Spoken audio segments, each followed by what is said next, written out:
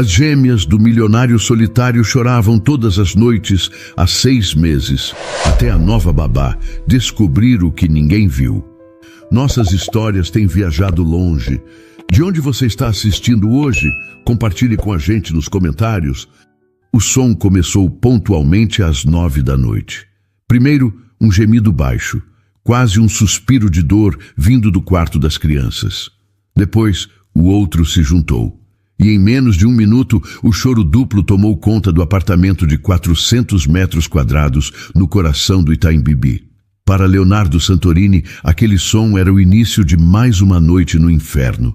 Um inferno que já durava exatos 6 meses. Ele estava parado do lado de fora da porta branca do quarto, a mão suspensa no ar, sem coragem de girar a maçaneta. Escutava os gritos agudos e desesperados de Sofia e Valentina, suas filhas. 6 meses de vida, 6 meses de um lamento que nenhum especialista, nenhuma babá, nenhuma reza conseguia silenciar. A babá da vez, uma senhora que jurou ter nervos de aço, estava lá dentro, tentando em vão acalmá-las com uma canção de ninar que se perdia no meio do barulho. "Por favor, meninas, por favor!" A voz da mulher soava cansada, derrotada. Leonardo fechou os olhos. A culpa o consumia. Era uma culpa que tinha o cheiro do antisséptico do hospital sírio-libanês e o rosto pálido de sua esposa, Isabela, nos seus últimos segundos de vida. Ela se foi no exato momento em que as gêmeas nasceram. Desde aquele dia, o choro nunca mais parou. Era como se as filhas, de alguma forma, soubessem o que tinham perdido. Como se chorassem por uma mãe que nunca chegaram a ter nos braços. Ele se afastou da porta e caminhou pela sala ampla e vazia. Os móveis de design italiano, as obras de arte nas paredes, a vista espetacular da Faria Lima iluminada à noite. Nada daquilo importava. Sua casa havia se tornado uma prisão sonora. As meninas rejeitavam tudo. Mamadeiras eram empurradas com força. Brinquedos coloridos eram ignorados. O colo de estranhos só parecia piorar a agonia. O telefone vibrou em seu bolso. Era Ricardo, seu irmão mais novo. Leonardo atendeu, já sabendo o que viria. "Léo, estou ligando sobre o e-mail do síndico, de novo." "Eu sei, Ricardo, eu recebi." A voz de Leonardo era um fio, sem a firmeza do magnata que comandava a Santorini Incorporações. "Eles estão ameaçando entrar com uma ação judicial. Dizem que o barulho é insuportável, que está violando o regulamento do condomínio. 12 babás em 6 meses, Léo. A agência me ligou hoje. A senhora Matilde pediu demissão. Ela disse que nunca viu nada igual." Leonardo passou a mão pelo cabelo, sentindo o cansaço pesar em seus ombros. "E o que você sugere que eu faça, Ricardo? Já chamei os melhores pediatras, gastamos uma fortuna em exames. Elas não têm nada, fisicamente são saudáveis, mas elas não param de chorar." Houve um silêncio do outro lado da linha, preenchido pelo som distante do lamento das gêmeas. "Você não pode continuar assim. Você precisa estar à frente da empresa e está dormindo no escritório há semanas. As pessoas estão comentando. Você precisa de alguém que resolva isso, alguém definitivo." "Não existe ninguém definitivo." Leonardo explodiu, sua voz carregada de frustração. "Ninguém consegue. Parece que elas sentem falta." Ele parou, sem conseguir terminar a frase. "Sentem falta dela. Sentem falta de Isabela." "Esqueça isso, Leonardo. Elas são bebês. Precisam de rotina, de pulso firme. Talvez o problema seja você, que foge todas as noites." A acusação doeu. Principalmente porque Leonardo sabia que havia um fundo de verdade nela. Ele não suportava o choro porque o som o lembrava de sua falha. A falha em proteger Isabela. A falha em consolar suas próprias filhas. Ele era um fracasso como pai. E fugir para o silêncio do escritório na Vila Olímpia era sua única válvula de escape. "Eu preciso ir", disse Leonardo, encerrando a conversa antes que ela piorasse. Ele não voltou para a porta do quarto das meninas. Em vez disso, pegou a pasta de couro sobre a mesa de jantar, as chaves do carro e saiu do apartamento, deixando para trás o som da sua tragédia pessoal. Ao entrar no elevador privativo, o silêncio pareceu quase violento. A babá provavelmente não duraria até o amanhecer. Seria a 13ª a desistir. Enquanto dirigia pelas ruas de São Paulo, a cidade pulsava com vida, indiferente à sua dor. No seu escritório, o silêncio era absoluto. Ele se sentou em sua cadeira de presidente, olhou para a cidade adormecida através da janela panorâmica e sentiu um vazio profundo. O dinheiro, o poder, o sucesso, tudo parecia uma piada. Ele daria cada centavo, cada prédio, cada contrato milionário por uma única noite de paz. Uma noite em que pudesse segurar suas filhas e sentir que era, de fato, o pai delas, e não apenas o homem que fugia do seu choro. A quilômetros de distância do luxo silencioso do escritório de Leonardo, em um apartamento simples no bairro da Liberdade, outra batalha era travada. Helena Marques observava seu filho Miguel dormir. Aos 8 anos, ele tinha um mundo inteiro dentro de si, um mundo que nem sempre se conectava com o exterior da maneira que as outras pessoas esperavam. Seu autismo leve exigia paciência, rotina e, acima de tudo, a escola especializada em Pinheiros, onde ele finalmente estava começando a florescer. Uma escola cuja mensalidade ela não tinha mais como pagar. Helena se afastou do quarto do filho e foi para a pequena sala, sentando-se em frente ao seu notebook. A tela mostrava o saldo da sua conta bancária. O número era tão baixo que lhe causava um frio na barriga. Fazia 3 meses desde a sua demissão do Hospital das Clínicas. Demitida. A palavra ainda tinha um gosto amargo. Ela não fora demitida por incompetência. Pelo contrário, fora dispensada por denunciar a negligência de uma equipe que custou a vida de um bebê prematuro. Sua tentativa de fazer o certo destruiu sua carreira. Ninguém queria contratar a enfermeira que causava problemas, a que não ficava quieta. Seu celular tocou. Era Clara, uma antiga colega do hospital. Helena. Oi, querida. Como você está? Estou bem, Clara. Na medida do possível. E você? Correndo, como sempre. Escuta, eu sei que não deveria, mas fiquei pensando. Nenhuma novidade sobre trabalho? Helena suspirou, o peso do mundo em seus ombros. Nenhuma. Parece que meu nome foi parar em uma lista negra. Enviei meu currículo para dezenas de clínicas e hospitais. A maioria nem responde. Miguel precisa da escola, Clara. A vaga dele depende do pagamento da próxima semana. Eu sinto muito, Helena. É tão injusto. Você era a melhor enfermeira daquela ala de neonatologia, a mais dedicada. Dedicação não paga as contas, respondeu Helena, a voz embargada. Mas obrigada por ligar. Significa muito. Depois de desligar, ela voltou ao notebook, abrindo um site de emprego sem muita esperança. Filtrou a busca para cuidadora e enfermeira particular. A maioria das vagas oferecia um salário baixo, insuficiente para cobrir seus custos. Ela estava prestes a fechar a página quando um anúncio lhe chamou a atenção. As palavras eram diretas, quase brutais. Procura-se babá para bebês gêmeos. Requisito obrigatório. Experiência comprovada com recém-nascidos em situações de crise. Bebês de 6 meses que choram há 6 meses. Disponibilidade total. A descrição era um grande aviso de perigo. Qualquer pessoa em sã consciência passaria longe, mas foi o último item que fez o coração de Helena parar por um segundo. O salário, R$15.000 por mês. Era mais do que ela ganhava no hospital. Era a salvação. Era o dinheiro que garantiria a escola de Miguel por um bom tempo. Um sentimento de propósito começou a se formar em seu peito. Chorar há 6 meses desde o nascimento não era normal. Não era cólica, não era manha, era trauma.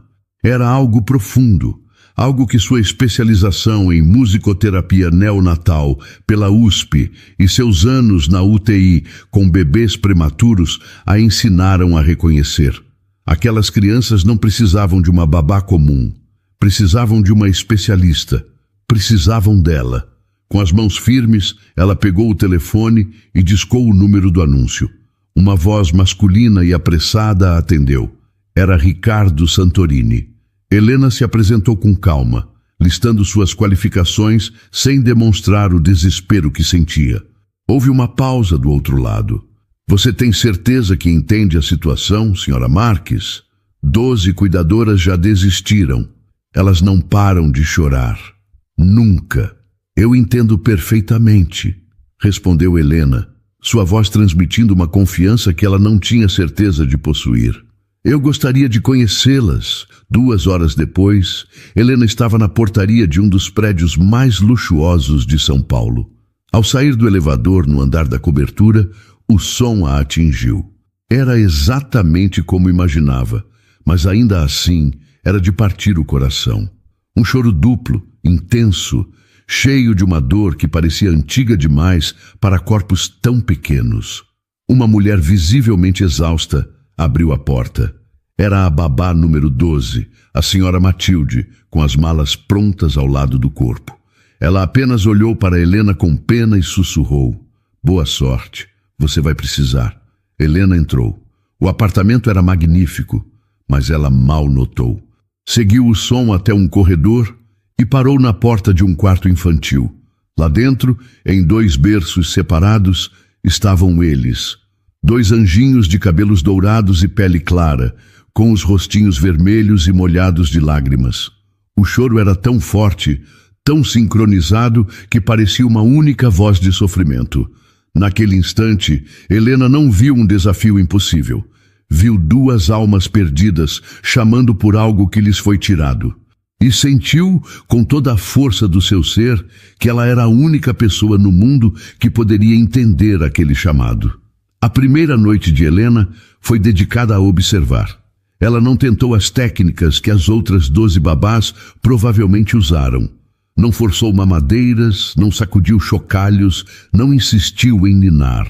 Em vez disso, sentou-se numa poltrona de balanço, posicionada exatamente entre os 2 berços, e simplesmente escutou. Deixou que o choro das meninas a envolvesse, analisando cada tom, cada pausa, cada explosão de desespero. O som era doloroso, mas para Helena era informação, e ela precisava entender a linguagem daquela dor. Foi na segunda noite, quando o relógio na parede marcou 2:30 da madrugada, que a verdade começou a se revelar. Helena estava exausta, mas sua mente de enfermeira estava alerta. Ela notou algo extraordinário. O choro não era caótico. Havia uma estrutura nele. Sofia iniciava um lamento agudo e, quase como uma resposta, Valentina entrava com um choro mais grave, preenchendo o espaço sonoro. Não era uma competição de gritos, era um dueto de luto. Elas estavam chorando em uma sincronia musical, um chamado ritmado e desesperado por alguém que não estava ali para responder. "Meu Deus!" sussurrou Helena para o quarto vazio. "Vocês estão chamando por alguém." Movida por essa nova certeza, ela soube que precisava encontrar uma pista sobre Isabela. O quarto era impecavelmente decorado, mas parecia frio, impessoal. Helena começou a procurar por algo que tivesse sido da mãe. No fundo do espaçoso armário, atrás de pilhas de lençóis e cobertores que nunca foram usados, ela encontrou o que procurava. Uma caixa de madeira escura, claramente um item pessoal guardado para não ser visto. Com o coração acelerado, ela levou a caixa para a poltrona e a abriu. Dentro havia um par de sapatinhos de lã, uma foto de ultrassom e, por baixo de tudo, um diário com capa de couro. Na primeira página, a caligrafia elegante de Isabela dizia: "Para minhas filhas, Sofia e Valentina. Para que um dia saibam o quanto foram amadas, desde o primeiro instante." Helena começou a ler e as lágrimas vieram sem que ela percebesse. Eram páginas e páginas de amor, sonhos e expectativas. E então ela encontrou a peça que faltava, uma entrada de quase 9 meses atrás. 21 horas, é a nossa hora. Comecei a cantar Nina Nana para minhas meninas. É uma canção de ninar italiana que minha avó cantava para mim. Eu canto todas as noites, sem falta. Sinto que elas me ouvem. Sinto os movimentos delas se acalmarem dentro de mim. É o nosso segredo. Fico aqui, na poltrona do quarto delas, cantando até às 3 da manhã, que é quando o sono finalmente me derruba. Helena leu a mesma descrição dezenas de vezes, em diferentes páginas. O ritual era o mesmo, todas as noites. A verdade a atingiu com uma força imensa. As gêmeas não choravam por cólica ou fome. Elas choravam de saudade. Uma saudade do único mundo que conheceram por 9 meses.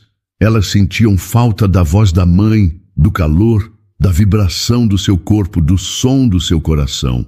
O choro não era um sintoma de um problema. Era a recriação da rotina que lhes foi brutalmente tirada. Elas chamavam pela mãe que, desde o nascimento, nunca mais respondeu.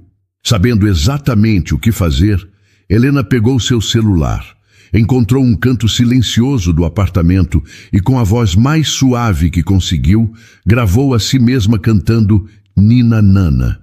Sua voz não era a de Isabela, mas era a voz de uma mãe, cheia de carinho e compreensão.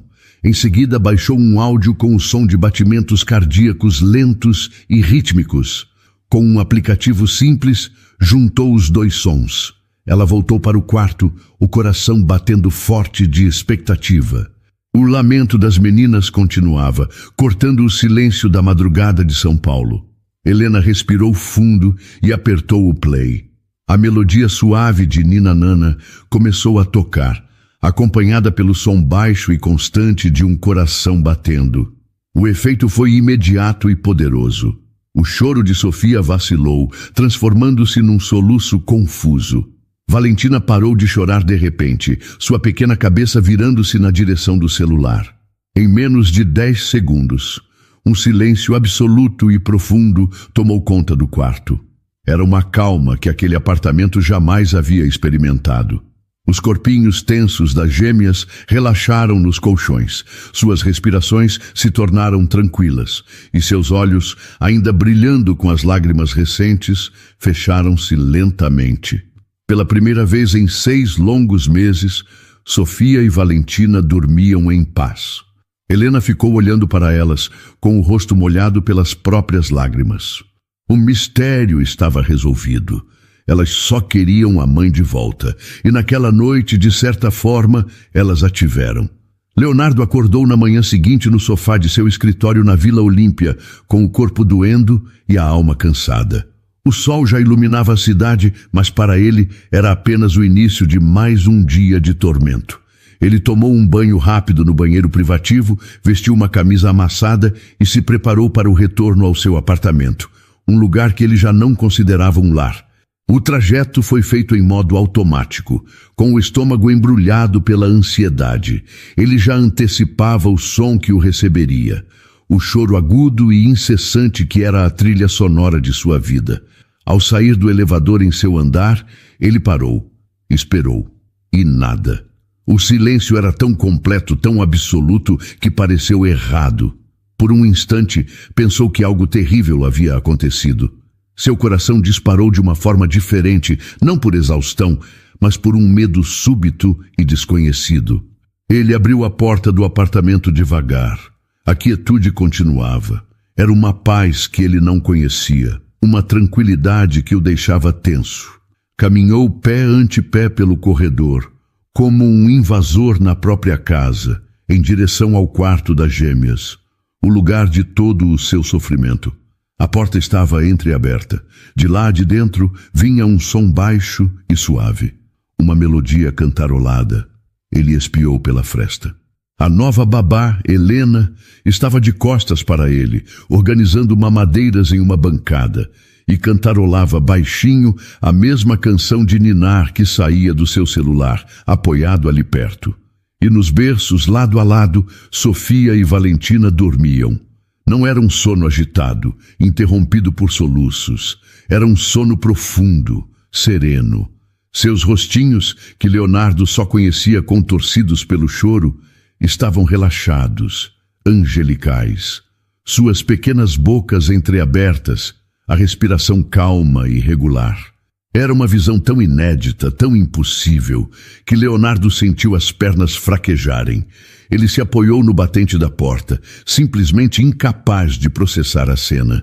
Nesse momento, Helena se virou e caminhou até o berço de Sofia, que havia se mexido um pouco.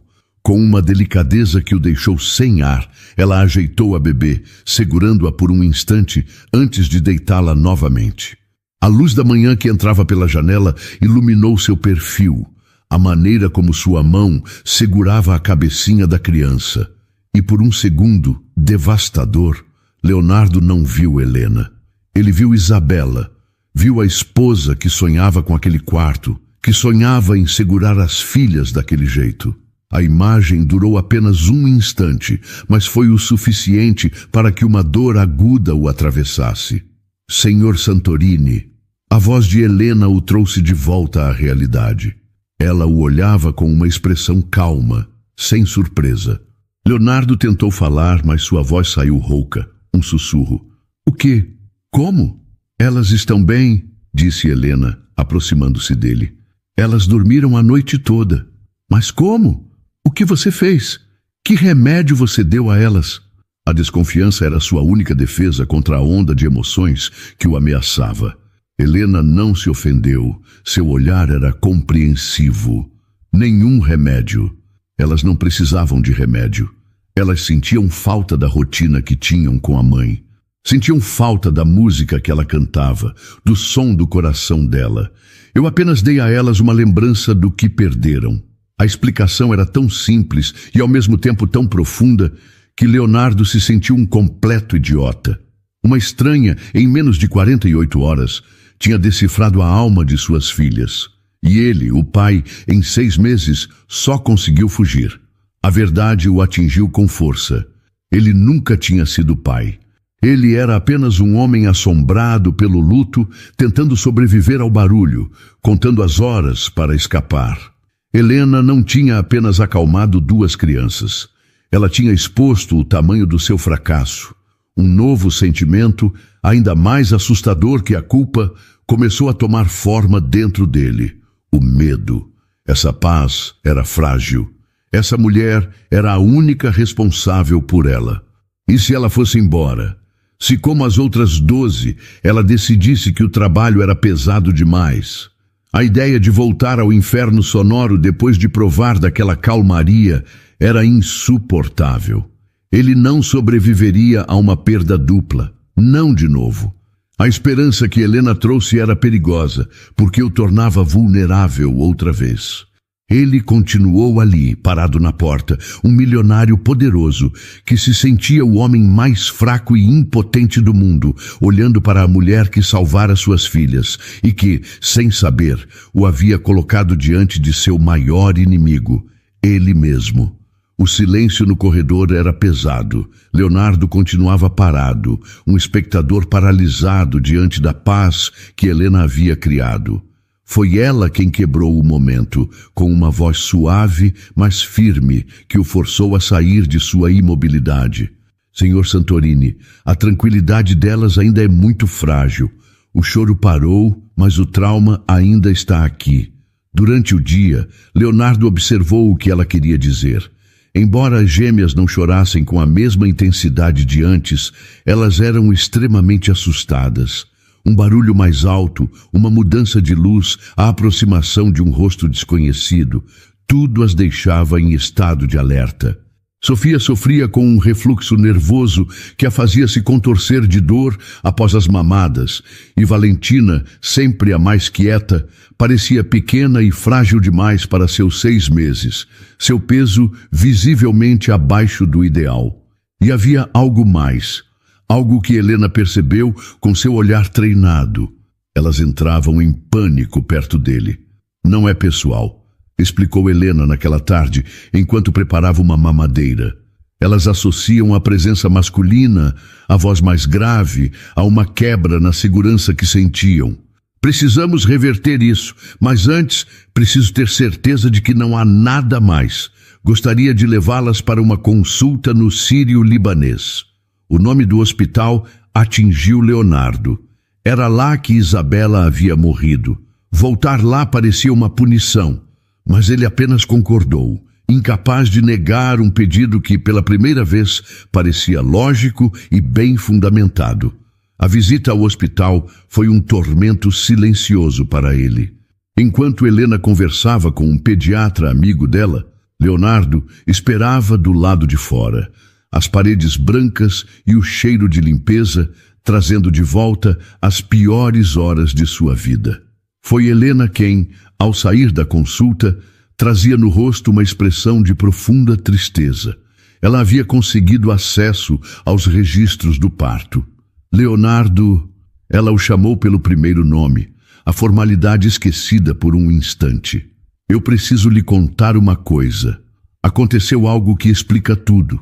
Segundo os relatórios, as meninas nasceram exatamente no momento em que o coração de Isabela parou de bater. A informação era brutal. Leonardo sentiu o ar faltar. O que você quer dizer? Ele perguntou, embora já soubesse. Quero dizer que a última coisa que elas ouviram de dentro da mãe não foi uma canção, foi o silêncio. Elas sentiram o coração dela parar. O trauma delas não é apenas de separação. Tecnicamente, elas viveram o luto desde o primeiro segundo de suas vidas. A revelação foi devastadora. Naquela noite, de volta ao apartamento, a paz parecia ainda mais preciosa e delicada. Helena olhou para Leonardo com uma determinação renovada. Agora você precisa aprender a ser o porto seguro delas. Você vai aprender a ser a segurança que elas perderam. Elas não me querem por perto, Helena. Eu só as assusto, porque você se aproxima como um estranho, cheio de medo e hesitação. Você precisa se aproximar como o pai delas. Vou lhe mostrar. Ela chamou aquilo de maternagem masculina. Não se tratava de imitar uma mãe, mas de usar suas características para criar conforto. Ela o ensinou a segurar as meninas de uma forma específica, envolvendo o corpo delas com firmeza para que se sentissem contidas, como no útero. Ensinou-o a balançar o corpo num ritmo lento e constante, parecido com o caminhar. E então veio o maior desafio. Você precisa cantar para elas. Sua voz é grave e isso as assusta. Mas se você cantar a mesma canção com suavidade, elas vão começar a associar sua voz à segurança que a música traz. Leonardo sentiu-se ridículo, um magnata dos negócios, prestes a cantar uma canção de ninar. Mas o desespero era maior que seu orgulho. Helena colocou a pequena Sofia em seus braços. A menina imediatamente enrijeceu, o rostinho se contraindo, pronta para chorar. Agora, sussurrou Helena, cante, baixinho. Ele começou, a voz trêmula e desafinada. Nina nana, nina ó. Sofia começou a choramingar. Continue, insistiu Helena, mais suave, deixe-a sentir a vibração no seu peito. Leonardo fechou os olhos e tentou de novo, focando apenas na sensação do pequeno corpo em seus braços. Cantou mais baixo, quase um murmúrio, e então o milagre aconteceu. O choro de Sofia parou. Ela ficou quieta e seus grandes olhos azuis, os olhos de Isabela, fixaram-se nos dele. Ela o estava vendo de verdade. Mais tarde, foi a vez de Valentina. Enquanto Leonardo lhe dava a mamadeira, ele começou a cantarolar a melodia. A menina, que nunca demonstrava reação a nada, parou de sugar por um instante. Seus lábios se curvaram num esboço de sorriso. Um sorriso. Pequeno, frágil, mas inconfundível. Foi a coisa mais bonita que Leonardo já tinha visto. Ele ergueu o olhar para Helena, que observava a cena com um sorriso discreto. Em seus olhos, Leonardo não viu apenas gratidão. Viu a si mesmo refletido. Um homem que, com a ajuda daquela mulher, estava finalmente e de forma muito dolorosa aprendendo a ser pai. As semanas seguintes transformaram o apartamento. A rotina, antes marcada pelo desespero, agora era ditada por uma coreografia de cuidado e cura. Leonardo não fugia mais para o escritório. Ele saía do trabalho mais cedo, ansioso para chegar em casa. As noites, embora ainda cansativas, eram preenchidas com um propósito compartilhado. A presença de Helena tornou-se o eixo em torno do qual a nova vida daquela família girava. A conexão entre ela e Leonardo cresceu de forma natural, nos pequenos gestos do dia a dia. Era na maneira como ele lhe entregava uma mamadeira aquecida sem que ela precisasse pedir, ou no jeito que ela preparava um café para ele de madrugada quando o cansaço ameaçava vencer. Eles se tornaram uma equipe. Enquanto Helena dava banho em Sofia, Leonardo trocava a fralda de Valentina, ambos cantarolando baixinho a Nina Nana, que se tornara o hino da casa.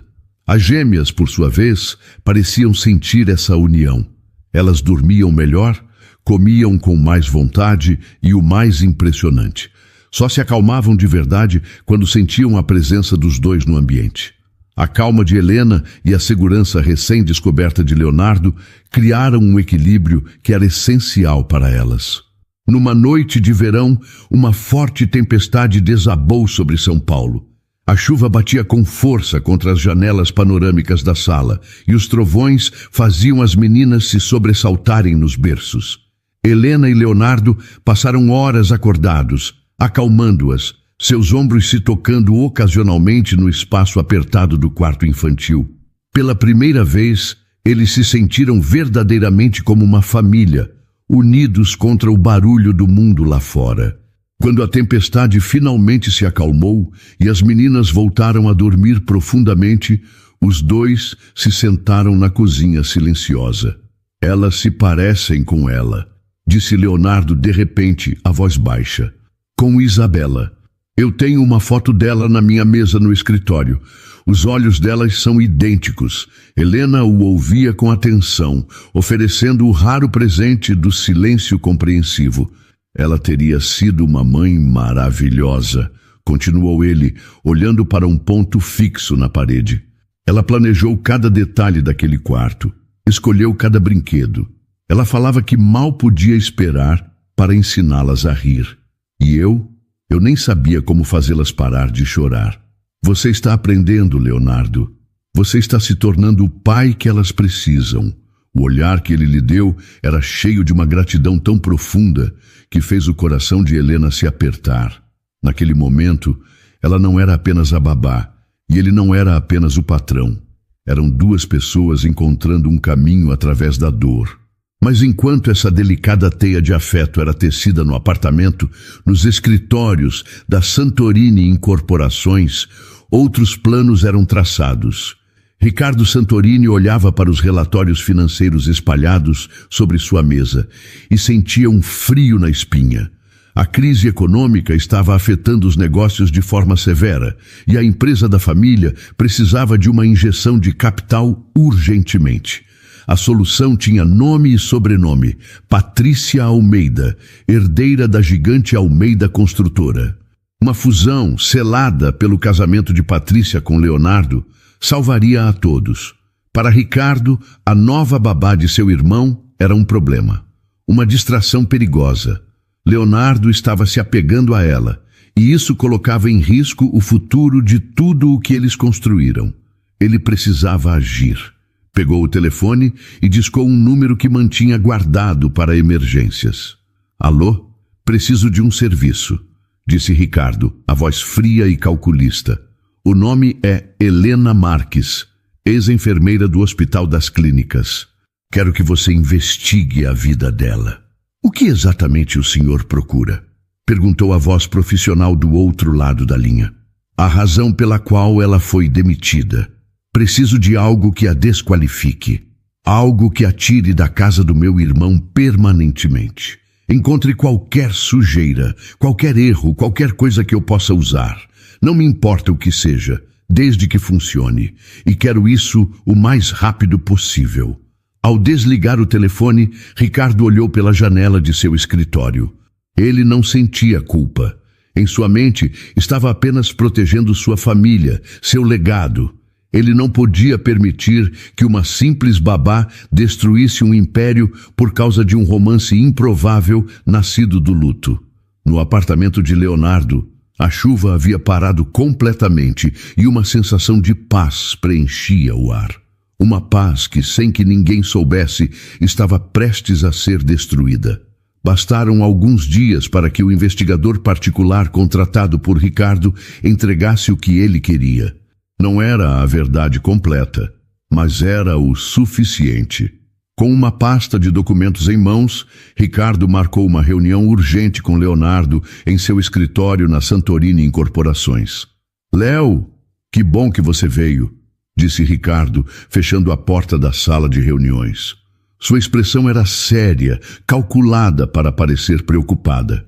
«Eu sei que você não vai gostar do que eu fiz, mas eu precisei fazer isso para proteger você e para proteger as meninas». Leonardo sentiu um calafrio. «Proteger do quê? Do que você está falando, Ricardo?» «Dela, da Helena». Ricardo empurrou a pasta sobre a mesa de Mogno. «Eu mandei investigar o passado dela». O rosto de Leonardo se fechou. «Você não tinha esse direito. Helena salvou as minhas filhas». «Será que salvou? Ou será que ela viu uma oportunidade?»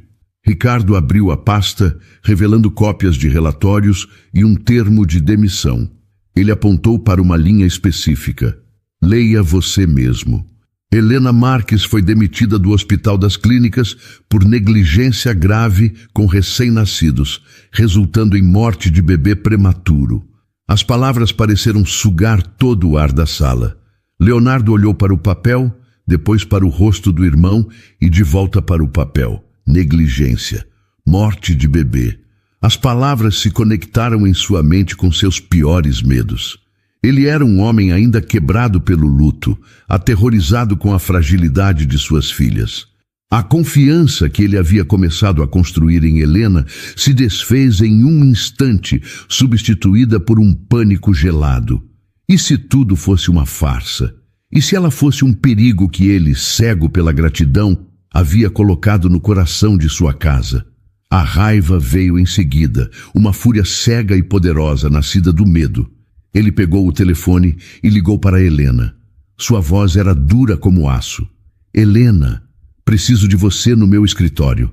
Agora!» Menos de uma hora depois, Helena entrou na sala, o rosto aberto e um pouco preocupado com o tom da ligação. «Leonardo, aconteceu alguma coisa com as meninas?» Ele não se levantou. Apenas a encarou do outro lado da mesa, os olhos queimando de uma fúria que ela nunca tinha visto. «Aconteceu que eu descobri quem você é de verdade», disse ele, a voz baixa e cheia de veneno. «O quê? Do que você está falando?» A confusão no rosto dela era genuína, mas ele não a viu. Só via a traição. «Estou falando da sua demissão do Hospital das Clínicas. Estou falando do bebê que morreu sob os seus cuidados». O choque deixou Helena sem palavras por um segundo. «Leonardo, isso não foi assim que aconteceu. Eu posso explicar. Eu denunciei». «Explicar o quê?» Ele gritou, levantando-se com um movimento brusco, as mãos espalmadas na mesa. A sua dor, seu medo e sua culpa de meses se canalizaram naquele momento, naquela acusação. «Você mentiu sobre sua competência, usou minhas filhas traumatizadas para se aproveitar de mim, para ganhar minha confiança. Não, eu nunca faria isso. Você precisa me escutar. Eu não quero mais ouvir a sua voz». A fúria dele era total. «Saia da minha casa agora. Pegue suas coisas e suma. Eu não quero te ver perto das minhas filhas nunca mais». A crueldade das palavras a atingiu em cheio. Helena tentou dizer algo mais, mas a expressão no rosto dele era irredutível. Ricardo, que assistia a tudo de um canto, interveio com uma calma falsa, chamando os seguranças. Helena foi expulsa de forma brutal. 2 homens a acompanharam até o apartamento, observando-a enquanto ela, tremendo e com os olhos cheios de lágrimas, juntava seus poucos pertences. Ela não teve a chance de se despedir de Sofia e Valentina, de dar um último beijo em suas testas. Foi levada para fora do prédio como uma criminosa. Naquela mesma noite, o inferno voltou ao apartamento de Leonardo. Às 9 em ponto, o choro começou. Mas não era o lamento triste de antes. Era um grito de pânico, de abandono. As gêmeas se recusavam a comer, vomitavam de tanto chorar e seus corpinhos pequenos ardiam em febre. Leonardo tentou de tudo, colocou a gravação de Nina Nana, mas o som da voz de Helena agora era uma tortura. Sem a presença dela, a música não tinha efeito. Ele passou a noite inteira acordado, indo de um berço para o outro, completamente impotente. O silêncio que ele tanto aprendeu a amar havia se transformado num barulho de agonia ainda mais profundo do que antes. Olhando para os rostos sofredores de suas filhas, Leonardo sentiu um frio terrível percorrer sua espinha. A raiva havia passado, e em seu lugar ficou uma certeza horrível, absoluta. Ele tinha cometido o erro mais terrível de sua vida. Ele não havia protegido suas filhas. Ele havia destruído a única pessoa no mundo capaz de salvá-las. Para Helena, a volta ao seu pequeno apartamento na Liberdade foi como acordar de um sonho e cair num pesadelo. Tudo parecia menor, mais cinza. A esperança que a havia sustentado nas últimas semanas desapareceu, deixando um vazio doloroso. Ela não havia perdido apenas um emprego. Havia perdido a chance de garantir a educação de Miguel. Havia perdido a conexão com duas crianças que ela já amava como se fossem suas. E havia perdido o começo de um sentimento por Leonardo que ela mal se atrevia a nomear. Seu sofrimento não passou despercebido. Miguel, com sua sensibilidade aguçada, absorveu a angústia da mãe. A rotina segura que Helena se esforçava tanto para manter foi quebrada pela sua própria tristeza. Em poucos dias, o menino regrediu. Começou a ter crises de ansiedade severas, recusando-se a ir para a escola ou a sair de casa. Numa tarde, a crise foi tão intensa que Helena, desesperada, o levou para a emergência do Hospital das Clínicas. O diagnóstico foi rápido: estresse agudo.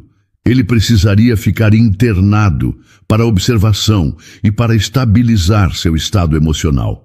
Enquanto Helena velava pelo sono agitado do filho no leito de um hospital público, sentindo-se a pior mãe do mundo, Leonardo vivia seu próprio inferno particular.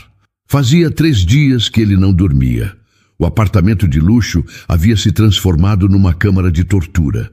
O choro das gêmeas era incessante, 18 horas por dia, um som agudo que perfurava seus tímpanos e sua alma. Elas mal comiam, perdiam peso a olhos vistos, e a febre ia e voltava. O pediatra, em sua última visita, foi claro: Senhor Santorini, elas estão entrando num quadro de desidratação.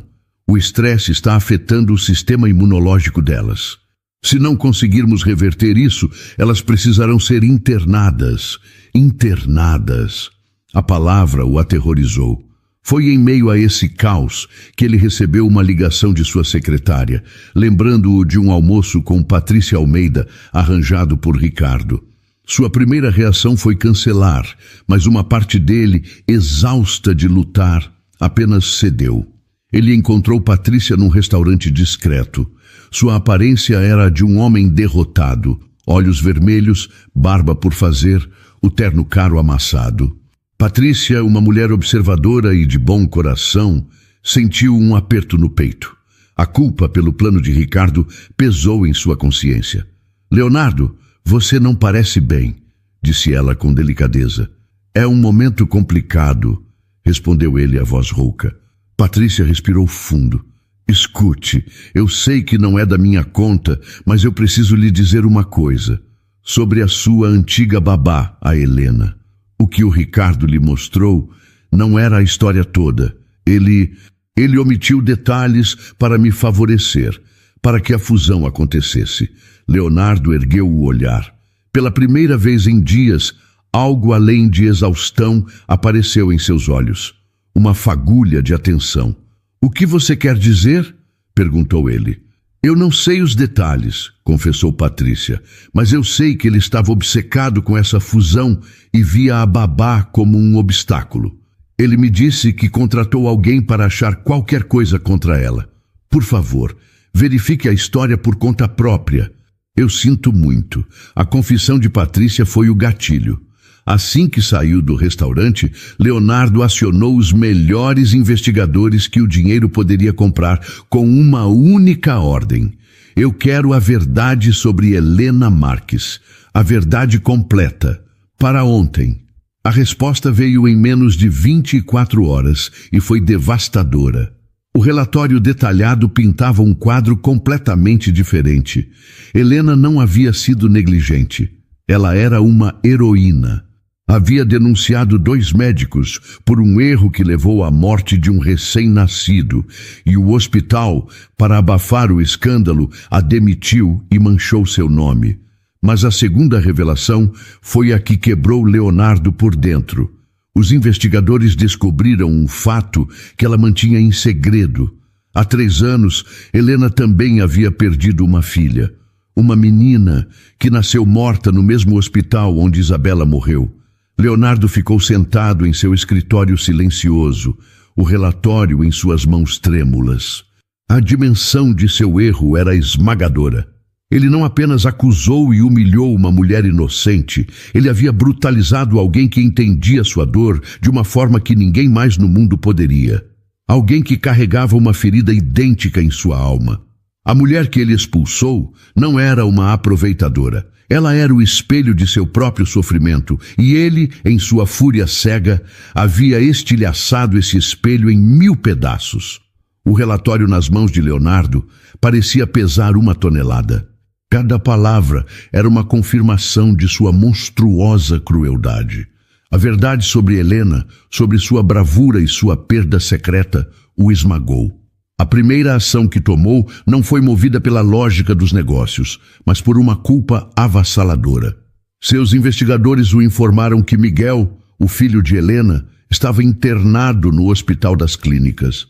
Numa série de ligações rápidas e objetivas, Leonardo mobilizou seus recursos. De forma anônima, ele providenciou a transferência imediata de Miguel para o hospital israelita Albert Einstein, garantindo que o menino tivesse acesso ao melhor tratamento que o dinheiro poderia comprar, cobrindo todos os custos presentes e futuros.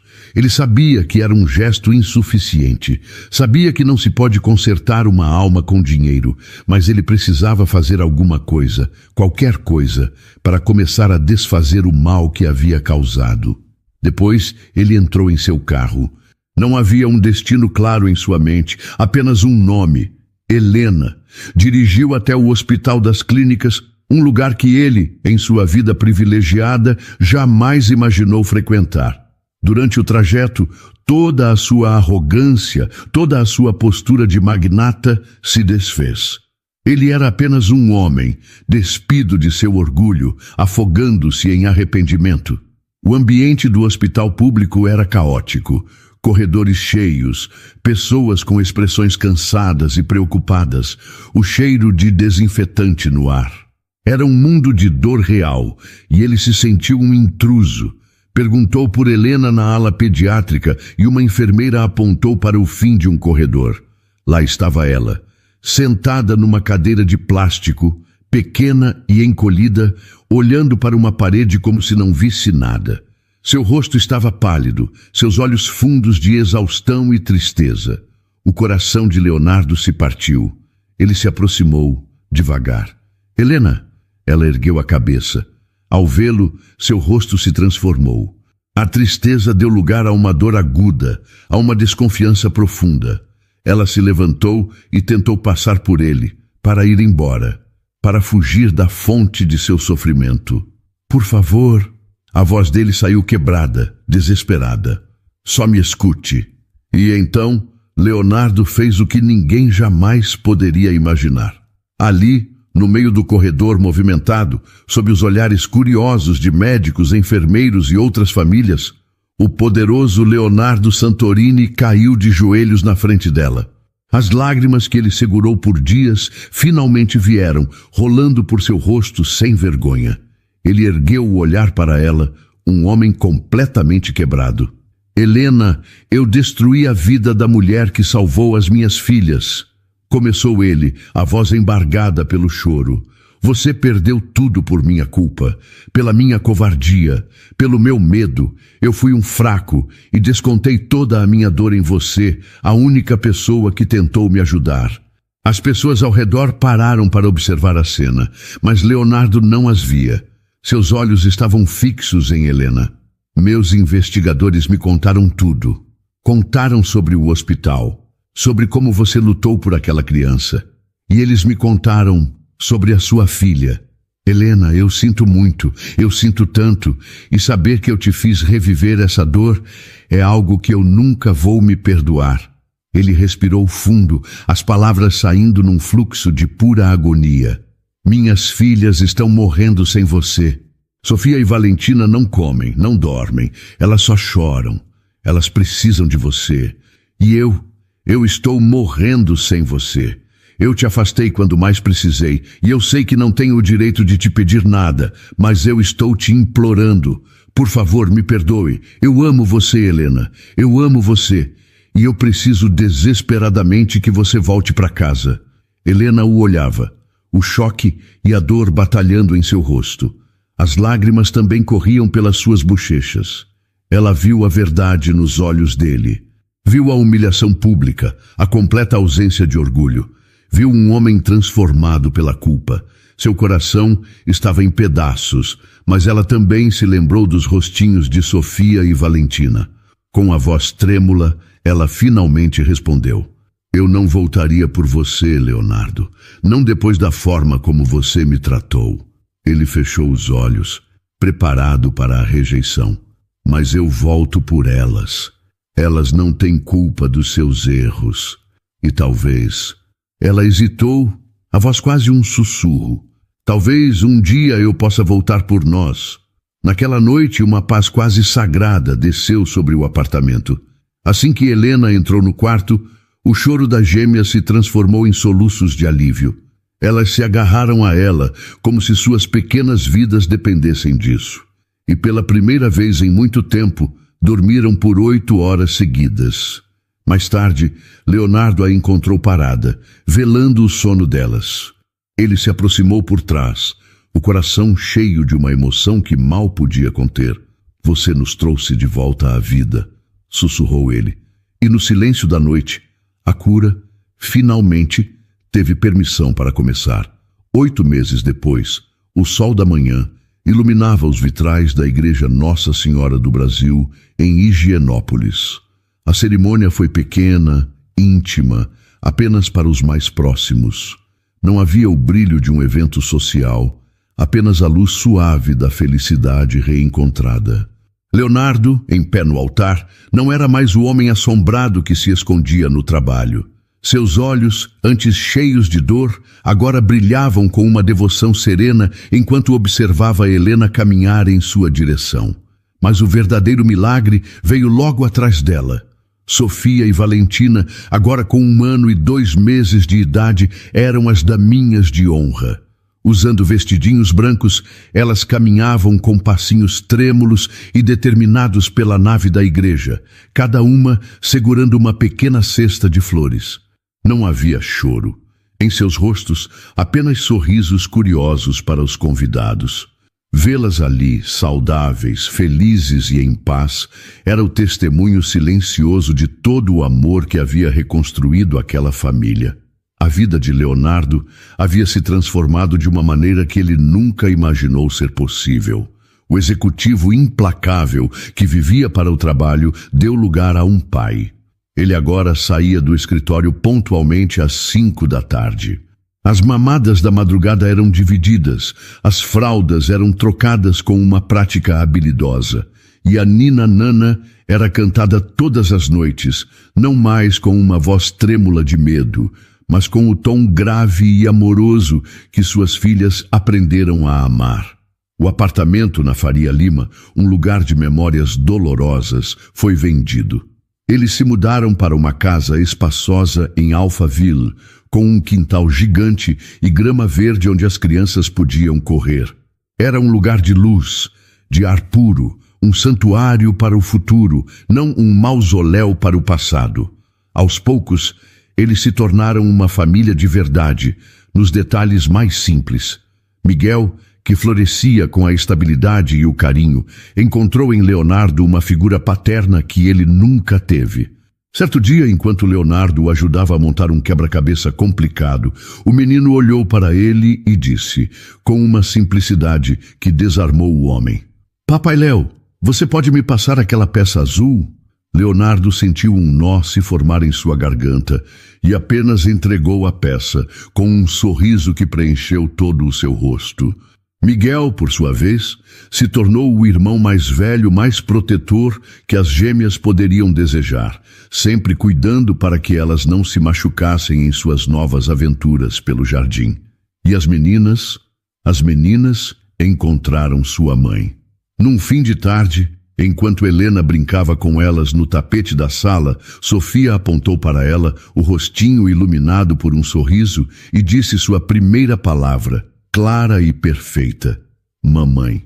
Valentina, ouvindo a irmã, repetiu o som com a mesma alegria: mamãe Helena.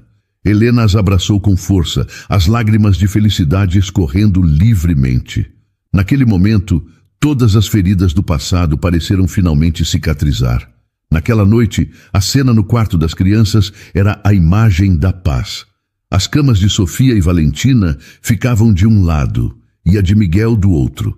As gêmeas já dormiam, os rostinhos serenos. Miguel desenhava em seu caderno, tranquilo, enquanto Helena, sentada numa poltrona entre as camas, cantarolava a Nina Nana, que havia unido todos eles. Leonardo entrou no quarto em silêncio e parou na porta, apenas observando.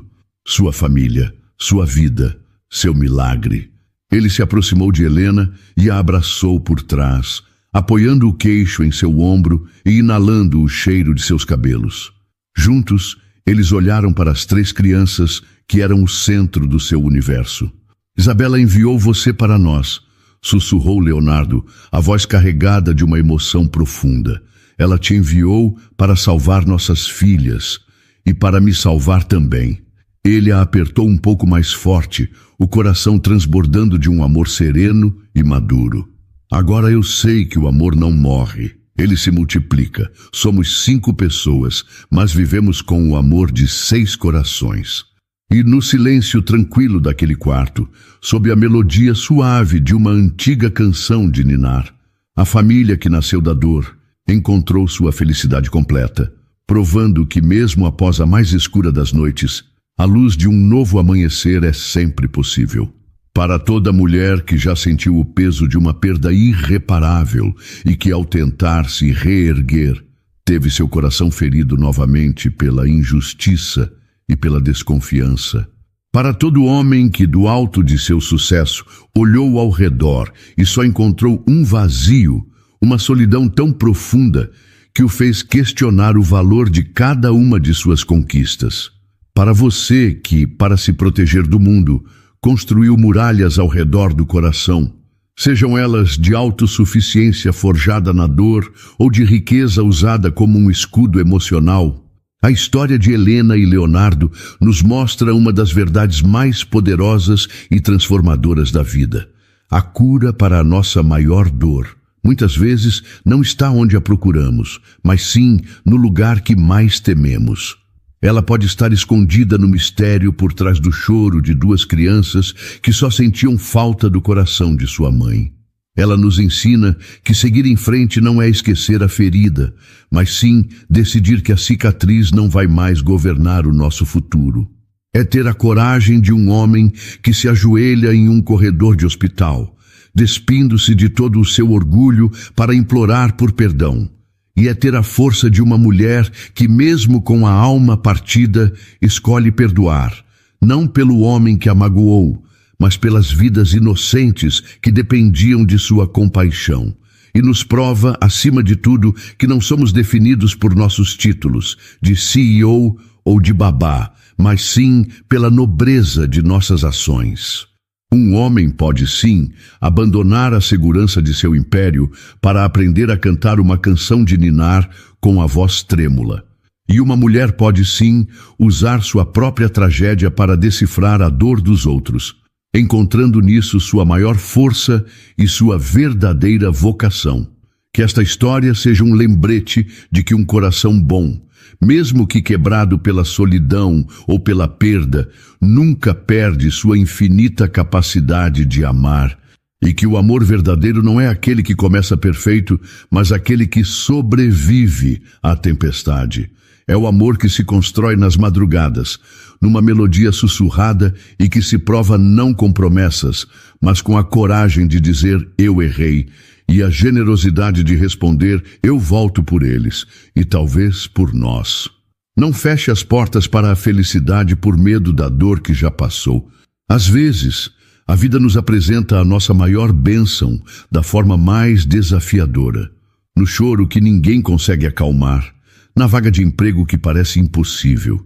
Se tivermos a coragem de atender a esse chamado, podemos encontrar não apenas a paz que tanto procuramos, mas a família que nunca soubemos que nosso coração precisava para se sentir completo.